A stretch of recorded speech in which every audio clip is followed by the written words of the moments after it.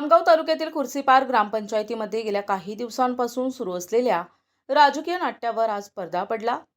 सरपंच हेमलता चव्हाण यांच्या विरुद्ध मांडलेला अविश्वास ठराव तब्बल 100% बहुमताने मंजूर झाला असून त्यांचे सरपंच पद संपुष्टात आले आहे। सरपंचाच्या मनमानी कारभारावर संताप व्यक्त करत ग्रामपंचायत सदस्यांनी अविश्वास प्रस्ताव दाखल केला होता। जिल्हाधिकाऱ्यांच्या आदेशानुसार आज तहसीलदारांच्या उपस्थितीत विशेष ग्रामसभा पार पडली। यावेळी उपस्थित सर्व 660 मतदारांनी एकमुखाने सरपंचांच्या विरोधात हात उंचावून मतदान केले, तर सरपंचांच्या समर्थनार्थ एकही मत पडले नाही। शासकीय जमिनीचे बेकायदेशीर प्लॉटिंग, विकास कामात सदस्यांना डावलणे आणि गावकऱ्यांना धमकावणे अशा आरोपांमुळे खुर्शीपारमध्ये प्रचंड असंतोष होता। सरपंचांनी जातीय भेदभावाचा दावा करत बाजू मांडली, मात्र मतदारांनी तो पूर्णपणे धुडकावून लावला। निकाल जाहीर होताच शेतकऱ्यांनी जय भवानी जय शिवाजीच्या घोषणा देत मोठा जल्लोष केला। हा निकाल म्हणजे अन्यायाविरुद्ध एकत्र आलेल्या ग्रामशक्तीचा विजय असल्याची भावना ग्रामस्थांनी व्यक्त केली आहे। हेमलता रमेश चव्हाण आपल्या विचारण्यावरून सांगते की माझ्यावर जो ग्रामपंचायत सदस्य आणि गावकऱ्यांनी जो भ्रष्टाचाराचा आरोप लावला आहे तो सरासर खोटा आहे। कारण ग्रामपंचायतच्या 15व्या वित्त आयोगाच्या फंडामध्ये ग्रामपंचायतमध्ये दोनच फंड असतात, एक सामान्य फंड आणि ग्रामपंचायतचा 15 वित्त आयोगाचा फंड।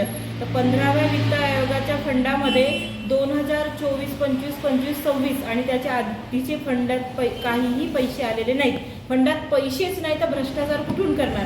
आणि दुसरी गोष्ट हे की आधी जे पैसे होते त्याच्यामध्ये आपण सौर ऊर्जा बसवलेली आहे। आतापर्यंत 1965 पासून आज 2025 पर्यंत ग्रामपंचायतीत एकही सरपंचाने जे काम केले नाही ते आपण केलेले आहे। त्यात आपण नियोजन करून जे पैसे नसतानाही आपण बोर्डे करणं, गावाला पाणी पुरत नव्हतं कारण उन्हाळाभर पाणी येत नव्हतं, तर ते पाणी देण्यासाठी आपल्यावर कर्ज करून आपण ते पाण्याची व्यवस्था तिथं करून दिलेली आहे। अजूनही बोर्डे म्हणून कॉन्ट्रॅक्टर आहे त्याला ते पैसे देण्यात आले नाही कारण 15 वित्त आयोगाचे 24-25, 25-26चे पैसे आलेलेच नाही। जेव्हा फंडात पैसेच नाही तर भ्रष्टाचाराचा प्रश्न येतो कुठून? की गावकऱ्यांना पैसे मागण्याची गरजच नाही होती, कारण जर आपल्याला गावकऱ्यांच्या मदतीने काही लोकांनी कॉन्ट्रीब्युशन दिलं, त्याच्यात आम्ही वर्गणी जमा केली आणि त्याच्यात आय लव्ह खुर्शीपारचा बोर्ड बनवला।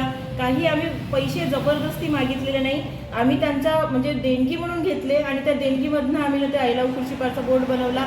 पण प्रश्न असा झाला की ती जी जमीन होती ती श्री गौतम यांच्या मुकेश्वर गौतम यांच्या अधिपत्यात होती आणि ते जमीन सरकारची होती। आम्ही ती काढली आणि त्याच्यावर आम्ही आय लव्ह खुर्शीपारचा बोर्ड बनवला कारण ती जागा योग्य होती त्या कामासाठी आणि तिथे आम्ही गार्डन बनवलं आणि ते कार्यकर्ते होते त्यांना ते पटलं नाही आणि म्हणून त्यांनी हा माझ्यावर खोटा आरोप लावलेला आहे। आणि हे बघा सर, आज ह्या लोकांनी माझ्यावर 6 लोकांनी म्हणता 8 लोकांनी अविश्वासाचा प्रस्ताव आणला।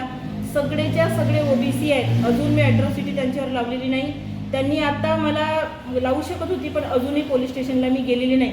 त्यांनी ह्या व्हिडिओमध्ये आता तुम्ही पाहाल तर अशा पद्धतीने माझ्यावर कमेंट्स केलेले आहेत की ते अजिबात खोटे आहेत आणि ते चुकीचे असून सुद्धा मी अजूनपर्यंत पोलीस स्टेशनला गेले नाही आणि अॅट्रॉसिटी लावली नाही। माझ्याजवळ अॅट्रॉसिटीचा ऑप्शन होता पण आजपर्यंत 3 वर्षात अशा घटना घडल्या पण अजूनपर्यंत मी अॅट्रॉसिटीला गेले नाही। तर हा अजिबात खोटा आरोप आहे आणि त्या अॅट्रॉसिटीचा हा दुरुपयोग करण्यात येत आहे। मी कुणावरही अॅट्रॉसिटी लावण्याचा कधीही मी धमकी दिली नाही, उलट त्याच लोकांनी मला बार परेशान केलं आणि त्या परेशानीमुळे मला काम करणं मुश्किल झालं। प्रतिनिधी राधा किसन सुटे, NTV न्यूज मराठी, गोंदिया।